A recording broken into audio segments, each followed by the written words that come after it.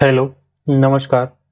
मैं AD sir स्वागत करता हूँ एक नए वीडियो में। तो जो आज का टॉपिक है वो हमारा क्या है, खाद्य जाल है। तो सबसे पहले हम बात करते हैं खाद्य जाल की परिभाषा क्या होती है। तो सबसे पहले परिभाषा देखते हैं कि अनेकों खाद्य श्रृंखलाएं मिलकर अनेकों खाद्य श्रृंखलाएं श्रृंखलाओं से मिलकर मिलकर एक जाल जैसी संरचना का निर्माण करते हैं या निर्माण करती है, उसे ही अपन क्या कहते हैं, फूड वेब कहते हैं। तो खाद्य श्रृंखलाएं, बहुत सारी खाद्य श्रृंखलाएं मिलकर एक जाल जैसी संरचना का निर्माण करती हैं, उसे ही अपन क्या कहते हैं, खाद्य जाल कहते हैं। अगला जो पॉइंट है वो क्या कहता है कि जो कोई भी खाद्य श्रृंखला है वो प्रकृति में एकल अवस्था में नहीं पाई जाती है। एकल अवस्था में नहीं पाई जाती है, नहीं पाई जाती है। यानी कोई भी जो खाद्य श्रृंखला है वो प्रकृति में एकल अवस्था में नहीं पाई जाती। अब एक उत्पादक के अनेकों ऑप्शन हो सकते हैं। जैसे मान लो कि पादप को बहुत सारे जीव खा सकते हैं। जैसे अपन बात करते हैं कि जैसे कि खाद्य जाल की एक डायग्राम बनाते हैं, तो सबसे पहले जो पादप है ये क्या है, हमारा उत्पादक है। अब पादप को कौन खाएगा, कि टिड्डा खा लेगा। कौन खा लेगा, टिड्डा खा लेगा। और पादप को कौन खा लेगा, यानी चूहा खा लेगा, चूहा खा लेगा। और पादप को कौन खा लेगा, यानी खरगोश खा लेगा, खरगोश खा लेगा।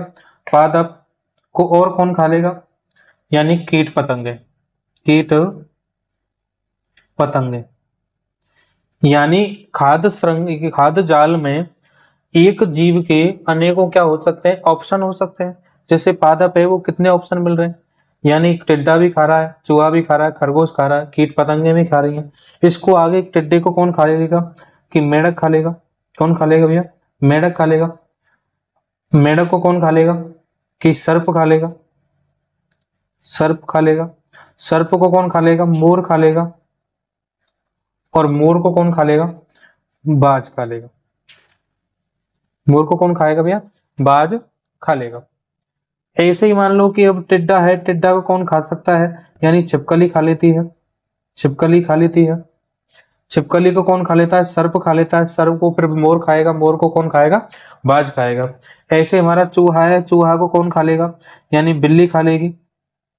बिल्ली को कौन खा लेगा, कुत्ता खा लेगा। और कुत्ते को कौन खा लेगा, भेड़िया खा लेगा। और भेड़िया को कौन खाएगा, शेर खाएगा। ऐसे ही मान लो कि जैसे खरगोश है, खरगोश को कौन खाएगा, कुत्ता खाएगा। कुत्ते को कौन खाएगा, भेड़िया खाएगा। भेड़िया को कौन खाएगा, शेर खाएगा। ऐसे ही मान लो कीट पतंग है, कीट पतंगों को कौन खाएगा, यानी पक्षी खा लेगी। कौन खाएगा, पक्षी खाएगा। और पक्षी को डायरेक्ट अपन कौन खा सकता है भैया, बाज खा लेगा। तो ये जो हमारा पूरा चार्ट है ये किसका है, हमारे। क्लियर हो गई बात। आगे बात क्या होती है, अगला पॉइंट, कि खाद्य जाल में जितनी अधिक खाद्य श्रृंखला होगी, यानी खाद्य जाल जितनी अधिक संख्या होगी, उतना ही पारितंत्र कैसा रहेगा भैया, मजबूत रहेगा। पारितंत्र कैसा रहेगा, मजबूत रहेगा, या अपन कह सकते हैं स्थायी रहेगा। यानी जितनी इसमें, यानी फूड जाल में जितने ज्यादा जीव होंगे या खाद्य श्रृंखलाएं होंगी, उतना ही ज्यादा क्या रहेगा, पारितंत्र हमारा स्थायी रहेगा। अगला पॉइंट क्या कहता है, कि खाद्य जाल में जीवों की उत्तरजीविता, यानी खाद्य जाल में जीवों की उत्तरजीविता अधिक रहती है, अधिक रहती है। क्योंकि क्योंकि किसी खाद्य जाल में सर्प के नष्ट होने पर, क्योंकि किसी खाद्य जाल में सर्प के नष्ट होने पर बाज के भोजन भोजन के अभाव में नष्ट हो जाता है। भोजन के अभाव में क्या हो जाएगा? नष्ट हो जाएगा। अगर जैसे खाद्य श्रृंखला जाल है ये, जैसे मान लो कि ये वाली जो यानी ये वाला जीव है, ये वाला नष्ट कर दें, तो जो बाज है ये भोजन की आपूर्ति हो जाएगी उसकी। अगला पॉइंट है, लेकिन खाद्य जाल में सर्प के नष्ट होने पर बाज के द्वारा सर्प के नष्ट होने पर बाज के द्वारा अन्य अन्य जंतुओं को खाया जा सकता है। अतः कह सकते हैं, अतः बाज पर कोई प्रभाव नहीं पड़ेगा। तो यहां तक क्लियर हो गई। जैसे मान लो कि भाई पहले क्या है कि खाद्य जाल में जीवों की उत्तरजीविता कैसी होती है? अधिक होती है। अगर मान लो कि क्योंकि किसी खाद्य श्रृंखला में सर्प के नष्ट होने पर बाज के भोजन के अभाव में नष्ट हो जाता है, यानी बाज के जो भोजन के अभाव में क्या हो जाएगा? वो नष्ट हो जाएगा। अब दूसरी ओर क्या होता है? लेकिन खाद्य जाल में सर्प के नष्ट होने पर बाज के द्वारा अन्य जंतुओं को खाया जा सकता है, लेकिन बाज पर कोई प्रभाव नहीं पड़ेगा। जैसे मान लो कि खाद्य जाल में देखते हैं कि ये वाली जो श्रृंखला है, इसमें अगर सर्प नष्ट हो जाता है तो बाज के भोजन में क्या हो जाएगा? अभाव हो जाएगा। लेकिन अगर पूरे खाद्य श्रृंखला में कोई ना कोई अन्य जीव को क्या कर सकता है? खा सकता है। जैसे पक्षी है, पक्षी को डायरेक्ट बाज खा लेगा, तो इससे क्या है कि वो अन्य जंतुओं को खाया जा सकता है, इसलिए बाज पर कोई प्रभाव नहीं पड़ेगा। अगला जो पॉइंट है वो हमारा क्या है कि खाद्य पिरामिड। क्या है हमारा? खाद्य पिरामिड, या इसका दूसरा नाम बोल सकते हैं अपन पारिस्थितिकीय पिरामिड। तो इसकी परिभाषा क्या है कि किसी पारिस्थितिकी तंत्र में या इकोसिस्टम में विभिन्न पोषी स्तर या विभिन्न पोषी स्तरों के मध्य पारस्परिक संबंध दर्शाने के लिए बनाई गई त्रिभुजाकार आकृति ही क्या कहलाती है? हमारी खाद्य पिरामिड कहलाती है। जैसे मान लो कोई इकोसिस्टम है, इकोसिस्टम में विभिन्न स्तर हैं और उन विभिन्न स्तरों के मध्य एक पारस्परिक संबंध को दर्शाने के लिए जो एक त्रिभुजाकार आकृति बनाई जाती है, उसे ही अपन क्या कहते हैं? खाद्य पिरामिड कहते हैं।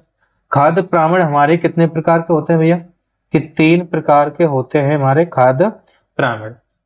कि जो पहला प्रकार है वो हमारा क्या है कि जीव संख्या के आधार पर। दूसरा जो प्रकार है वो हमारा क्या है कि जैव भार के आधार पर। तीसरा है हमारा जैव ऊर्जा के आधार पर। तो बात करते हैं खाद्य पिरामिड हमारे कितने प्रकार के होते हैं? 3। कि पहला है जीव संख्या के आधार पर, दूसरा है जैव भार के आधार पर, और तीसरा क्या है हमारा? ऊर्जा के आधार पर। तो अब देखते हैं कि पहला जैव संख्या के आधार पर। तो इसकी क्या है कि इस आधार पर सीधे एवं उल्टे 2 प्रकार के क्या बनते हैं? खाद्य पिरामिड बनते हैं। अब इसमें जैसे खाद्य यानी जो घास स्थल है, घास स्थल और जलीय स्थल, वो कैसे खाद्य पिरामिड बनेंगे? यानी सीधा बनेगा। कैसा बनेगा? सीधा बनेगा। लेकिन परजीवी जो पारितंत्र है उसके जो खाद्य प्राण है वो कैसे बनेंगे, उल्टे बनेंगे। जैसे मान लो कि उदाहरण के लिए जैसे सीधा है तालाब का है, जैसे पादप प्लवक, सूक्ष्मजीव, छोटी मछली और बड़ी मछली। तो ये क्या है हमारा जलीय पारितंत्र है और ये कैसा बन रहा है, ये सीधा बन रहा है। लेकिन जो पारितंत्र परजीवी पारितंत्र है वो क्या है हमारा उल्टा बन रहा है। तो जैसे वृक्ष है, वृक्ष पे शाखाएं हैं, शाखा पे पक्षी है, पक्षियों के ऊपर क्या है पिस्सू। तो ये कैसा है हमारा उल्टा है। अब बात करते हैं कि दूसरा प्रकार क्या है हमारा जैव मात्रा जैव भार के आधार पर इनके खाद्य प्रामाण भी क्या बनेंगे, सीधे बनेंगे और उल्टे, यानी दो प्रकार के खाद्य प्रामाण बनेंगे। लेकिन थोड़ा सा अंतर यह है कि खाद्य स्थल तो सही है, यानी घास स्थल सही है, प्लस में यहाँ पे क्या है परजीवी पारितंत्र, यानी घास स्थल और परजीवी पारितंत्र वो कैसे बनेंगे, वो सीधा बनेंगे। लेकिन जो जलीय पारितंत्र है वो कैसा बनेगा, उल्टा बनेंगे। उदाहरण के लिए देखो कि हमारा ये वाला है, ये हमारा घास का है, ये घास का कैसा बन रहा है, सीधा बन रहा है।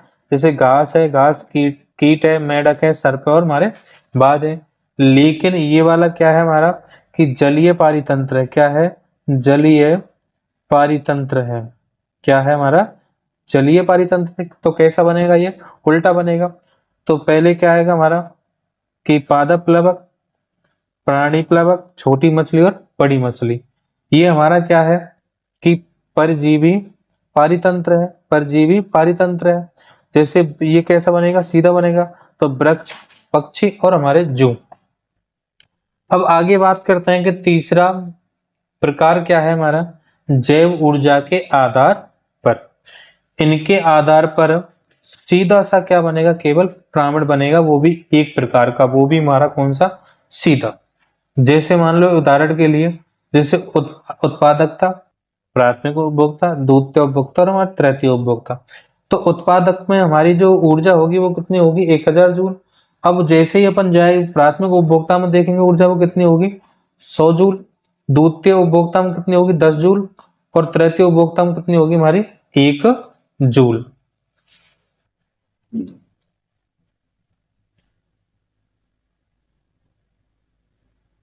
अब बात करते हैं कि अगले परिभाषा क्या है कि खड़ी फसल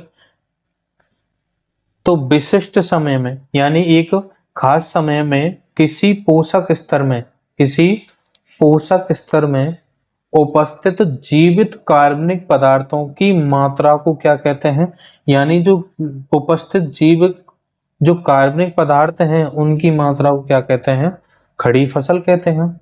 अब खड़ी फसल को जैव भार या प्रति इकाई क्षेत्र में उपस्थित संख्या के आधार पर क्या किया जाएगा, इसको मापा जाएगा। अगला है हमारा, अगला जो परिभाषा है वो क्या है हमारी स्तर विन्यास, जिसको क्या बोलते हैं, लेरिफिकेशन कहते हैं। अब लेरिफिकेशन क्या होता है कि विभिन्न जातियों के ऊर्ध्वाधर वितरण को स्तर विन्यास कहते हैं। जैसे जंगल में वृक्ष सर्वोपरि ऊर्ध्वाधर स्तर होती हैं, झाड़ियां द्वितीय स्तर पर होती हैं तथा घास व जड़ी बूटियां निचले स्तर पर होती हैं। है हमारा खाद्य जाल और खाद्य श्रृंखला में अंतर स्पष्ट करना है, यानी खाद्य श्रृंखला और खाद्य जाल में क्या करना है, अंतर स्पष्ट करना है। तो अपन सबसे पहले खाद्य श्रृंखला में एक अंतर स्पष्ट करते हैं कि इनमें जीवों की संख्या कैसी होगी, एक लिमिट होगी, यानी सीमित होती है। जबकि खाद्य जाल में जीवों की संख्या कैसी होती है, असीमित होती है। दूसरा अंतर क्या है हमारे खाद्य श्रृंखला में कि इनमें ऊर्जा प्रवाह को आसानी से गणना की जा सकती है, यानी ऊर्जा प्रवाह की जो गणना है वो आसानी से की जा सकती है। लेकिन खाद्य जाल में ऊर्जा प्रवाह की गणना करना क्या है, कठिन होता है। अगला देखते हैं तीसरा अंतर क्या कहता है खाद्य श्रृंखला। इनमें जीवों को भोजन के कम विकल्प प्राप्त होते हैं, इनमें जो भोजन जीवों को भोजन के कम विकल्प प्राप्त होते हैं, लेकिन खाद्य जाल में जीवों को भोजन के लिए अधिक विकल्प क्या होते हैं, प्राप्त होते हैं। अगला पॉइंट क्या कहता है कि खाद्य श्रृंखला का कि यह है एकल श्रृंखला होती है। ये कैसी श्रृंखला होती है, केवल एकल श्रृंखला होती है। जबकि खाद्य जाल अनेकों खाद्य श्रृंखलाओं से मिलकर बना होता है। जो अगला पॉइंट है वो क्या है हमारी ऊर्ध्ववर्ती और अधोवर्ती यानी सीधे व उल्टे पिरामिड में अंतर स्पष्ट करना है, तो सबसे पहले जो अंतर स्पष्ट है, जो पहला अंतर है वो क्या है? सीधे में तो इनमें उत्पादकों की संख्या अधिक होती है, जबकि उल्टे में उत्पादकों की संख्या कैसी होगी? कम होती है। दूसरा अंतर क्या कहता है सीधे में? कि इनमें उपभोक्ताओं की संख्या कम होती है, जबकि उल्टे में उपभोक्ताओं की संख्या अधिक होती है। तीसरा क्या कहता है कि सीधे की बात करें, ऊर्जा के पिरामिड हमेशा कैसे बनेंगे? सीधे बनेंगे, लेकिन जैव भार या जैव संख्या व जैव भार के पिरामिड कभी कभी कैसे बनेंगे? उल्टे बनते हैं, जो आपने अभी थोड़ी देर पहले देखा था। तो यहां तक हमारा चैप्टर क्लियर हो गया है।